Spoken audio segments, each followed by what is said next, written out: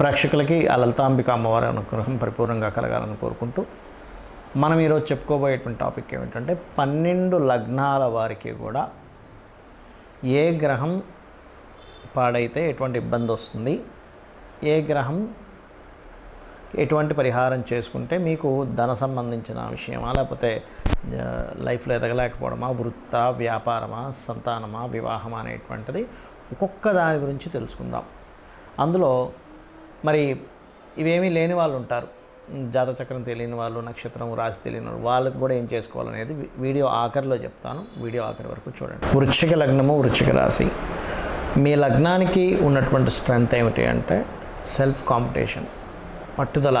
మొండిగా ఎలాంటి సిచ్యువేషన్స్ వచ్చినా సరే మీరు స్థిరంగా నిలబడేటువంటి లక్షణాలు వృశ్చిక లగ్నానికి ఉంటాయి. అయితే మీరు మీకు మీరే కాంపిటీషన్, బయట వాళ్ళతో కాకుండా మీకు మీరే కాంపిటీషన్ పెట్టుకుంటూ ఎదగలుగుతారు. మరి నేను ఎదగలేకపోతున్నానండి అనుకునేవారు ఒక విషయం అర్థం చేసుకోవాలి. మీ లగ్నాధిపతి ఎక్కడో పాడయ్యాడు. ఎదుగుదల రకరకాలుగా ఉంటుంది. ఫైనాన్షియల్గా ఎదగట్లేదా, కెరియర్ పరంగా ఎదగట్లేదా అనేటువంటిది. మీరు ఫైనాన్షియల్గా ఎదగట్లేదు అనుకోండి, దాని అర్థం ఏంటంటే మీ ధనాధిపతి అయిన గురువు మీకు ధనాన్ని ఇచ్చేవాడు గురువు అవుతాడు. అందుకని గురుగ్రహం దగ్గర, శని రాహు గ్రహాల దగ్గర దీపారాధన చేసినట్లయితే ఎదుగుదల ఉంటుంది. అదే గురువు బాగున్నాడు అనుకోండి, మీకు సంతానం కలిగినప్పటి నుంచి మీకు ఫైనాన్షియల్ గ్రోత్ బాగుంటుంది. అయితే మీరు చదువుకునే సమయంలో కొన్ని హడ్డులు ఎదుర్కొంటారు సర్వసాధారణంగా వృశ్చిక లగ్నం వారు. అయితే అది ఎప్పుడు మిస్ అవుతుందంటే శనిగ్రహం బలంగా ఉంటే కనుక ఇబ్బంది రాదు. కానీ ఎవరైనా సరే అంటే ఇన్బిల్ట్ యోగం అంటారు దీన్ని. అంటే మీకు ఏదైనా ఒక ప్రాపర్టీ తీసుకుంటున్నాము, శని పాడయ్యాడు తీసుకోకూడదు, శని బాగున్నాడు ఖచ్చితంగా ఆ ప్రాపర్టీస్ వల్లే మీకు బాగా కలిసి వస్తుంది. అయితే ఇక్కడ ఎప్పుడైనా గుర్తుపెట్టుకోండి, మీ యొక్క జీవిత భాగస్వామి శుక్రుడు నిర్ణయిస్తాడు మీ యొక్క వివాహాన్ని. వివాహం తర్వాత వచ్చేటువంటి లైఫ్ని శుక్రుడు నిర్ధారణ చేస్తాడు వృశ్చిక లగ్నంలో జన్మించిన వారికి. అంటే ఏమిటి, మీ శుక్రగ్రహం యొక్క స్ట్రెంగ్త్ని మీరు అర్థం చేసుకోవాలి. శుక్రుడు బాగున్నాడు, టాపీగా ఉన్నాడు, ఏమీ టెన్షన్ పడకండి, హ్యాపీగా మ్యారిటల్ లైఫ్ అద్భుతంగా ఉంటుంది, మంచి భార్య లేదా మంచి భర్త వస్తారు, సూపర్గా ఉంటుంది, విదేశాలు కూడా వెళ్ళిపోతారు. అదే శుక్రుడు పాడయ్యాడు, అప్పుడు మీరు అర్థం చేసుకుని ఏం చేయాలంటే లలిత సహస్రనామాలు చదువుతూ శుక్రకేతు వీలైతే రాహు గ్రహాల దగ్గర దీపారాధన చేసినట్లయితే మీకు అద్భుతంగా ఉంటుంది. అయితే మీకు కెరియర్ పరంగా ఒక ఇన్బిల్ట్ యోగం ఏముంటుందంటే వృశ్చికంలో జన్మించిన వారికి గవర్నమెంట్ స్కోప్ ఎక్కువగా ఉంటుంది, గవర్నమెంట్ జాబ్స్ చేయడానికి. అంటే రవి దశమాధిపతి అయినందుకు, అంటే దశమాన్ని రూల్ చేసేవాడు మెయిన్ రవి అయ్యాడు కాబట్టి. అలాంటప్పుడు మీరు రవిగ్రహానికి గనక దీపారాధన చేస్తూ ఉంటే మరింత స్ట్రెంగ్త్ అయి తొందరగా గవర్నమెంట్ జాబ్స్ రావడానికి పాసిబిలిటీస్ పెరుగుతాయి. తండ్రి స్థానాన్ని చంద్రుడు తీసుకుంటాడు ఇక్కడ కాబట్టి కాస్త ఈ లగ్నంలో పుట్టిన వారికి తండ్రి కాస్త ఎక్కువ సంచారం చేయడం కానీ, కాస్త చిన్నపిల్లల మనస్తత్వం కలిగి ఉండడం కానీ ఇట్లాంటివి ఉంటుంది. అయితే ఒక్కొక్కసారి ఆ చంద్రుడు కనుక పాడయ్యాడు అనుకోండి, తండ్రి యొక్క స్థితి కూడా ఇబ్బంది పడుతూ ఉంటుంది. అలాంటప్పుడు మీ తండ్రి గారికి బాగుండాలన్నా, లేదా మీకు బ్యాంక్ బ్యాలెన్స్ బాగా ఉండాలన్నా 9వ అధిపతి బాగుండాలి. ఎందుకంటే 9వ అధిపతి బ్యాంక్ బ్యాలెన్స్ చెప్తూ ఉంటాడు కాబట్టి చంద్ర శని రాహు గ్రహాల దగ్గర కనుక మీరు దీపారాధన చేసినట్లయితే చాలామంది అంటుంటారు, ఏమండి నాకు బ్యాంక్ బ్యాలెన్స్ ఉండట్లేదండి, ఇవి చేయండి అద్భుతంగా ఉంటుంది. ఇక షేర్ మార్కెట్ రిలేటెడ్ సంబంధించిన యోగం వీళ్ళకి ఇన్బిల్ట్గా ఉంటుంది. అంటే గురువు బుధుడు కనుక బాగుంటే షేర్ మార్కెట్లో బ్రహ్మాండంగా కలిసి వస్తుంది. మీరు షేర్ మార్కెట్లో ఇబ్బంది పడుతున్నారంటే మీ బుధ గురువులు ఎక్కడో పాడయ్యారు, మీకు ఒక నీచభంగ రాజయోగం కానీ విపరీత రాజయోగం లేదని మీరు అర్థం చేసుకోండి.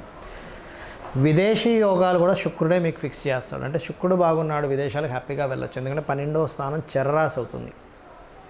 విదేశీ యోగం కూడా ఉండాలి ఎవరైనా విదేశాలకు వెళ్ళాలంటే. అయితే మీరు నిత్యము కనుక దక్షిణామూర్తి స్తోత్రాలు, దత్తాత్రేయుడు ఆరాధన కనుక చేస్తూ ఉన్నట్లయితే 100% మీరు సక్సెస్ అవుతారు. సుబ్రహ్మణ్యేశ్వర స్వామి మరియు సూర్య నమస్కారాలు, సూర్యభగవాను ఎక్కువగా ఆరాధించాలి, అన్ని విధాలా మీకు బాగుంటుంది. చాలామందికి ఉన్నటువంటి అపోహ కానివ్వండి, కొంత ప్రభావం దాని మీద ఉండదని కాదు. ఏలినాడు శని ప్రభావం ఉంది అందుకే నా లైఫ్ ఇలా అయిపోతుందని, లేకపోతే సర్పదోషం ఉందని, లేకపోతే పితృదోషం ఉందని, ఇట్లాంటివన్నీ భయపడుతూ ఉంటారు. కానీ ఒకటే గుర్తుపెట్టుకోండి, మీకు నిజంగా సర్పదోషమే ఉంది. అసలు అది ఎలా చూసుకోవాలి?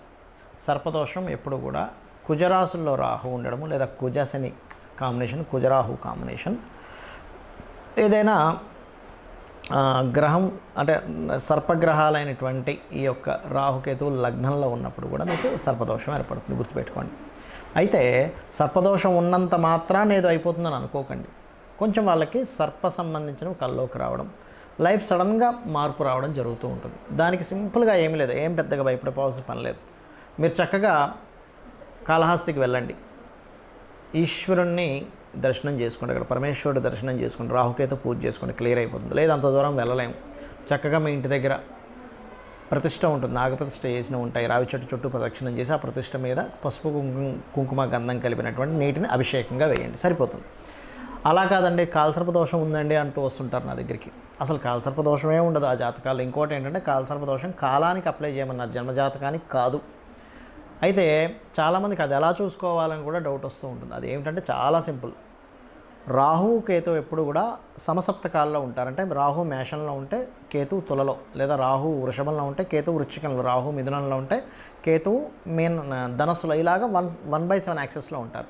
ఇలా రాహుకేతువులు ఉదాహరణకి మేషంలో రాహు తులలో కేతు ఉంటే వన్ సైడ్ అంటే మేషం నుంచి తుల మధ్యలో అన్ని గ్రహాలు పడ్డం, లేదా ఇటు మేషం నుంచి ఇటువైపు అయినా అటువైపు అయినా అన్ని ప్లానెట్స్ ఒకవైపు పడిపోయి ఈ రాహుకేతులు వన్ సైడ్ ఎటువంటి ప్లానెట్ లేకపోతే దాన్ని కాలసర్పదోషము అంటారు. అన్నిటినీ కాలసర్పదోషం అంటారు. చాలామంది తెలియక అసలు తెలియని విషయాలకి ఇది కాలసర్పదోషం ఉందని చెప్తే పాపం అది పట్టుకొచ్చి ఏమంటే నాకు కాలసర్పదోషం ఉందంటే నా లైఫ్లో నేను ఎదగలేకపోవడానికి కారణం ఇదా అనుకుంటారు. నేను చెప్పేది ఒకటే గుర్తుపెట్టుకోండి, 140 దేశాల యొక్క ప్రెసిడెంట్ల జాతకాలను నేను చూశాను.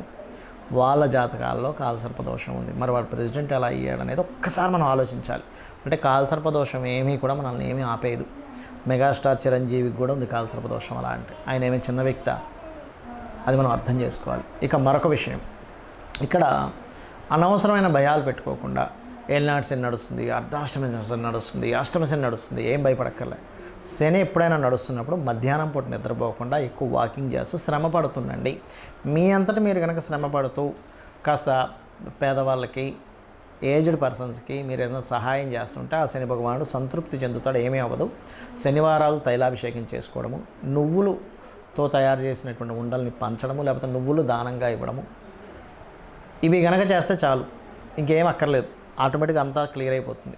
ఏలినాటి శని, అర్ధాష్టమి, అష్టమి శని సమయాల్లోనే సీఎంలు పీఎంలు అయ్యారు. నరేంద్ర మోడీ గారు కావచ్చు, జగన్ కావచ్చు, మన చంద్రబాబు నాయుడు గారు కావచ్చు, స్వర్గీయ ఎన్టీ రామారావు గారు కావచ్చు, ఈ సమయాల్లోనే అయ్యారు, గుర్తుపెట్టుకోండి.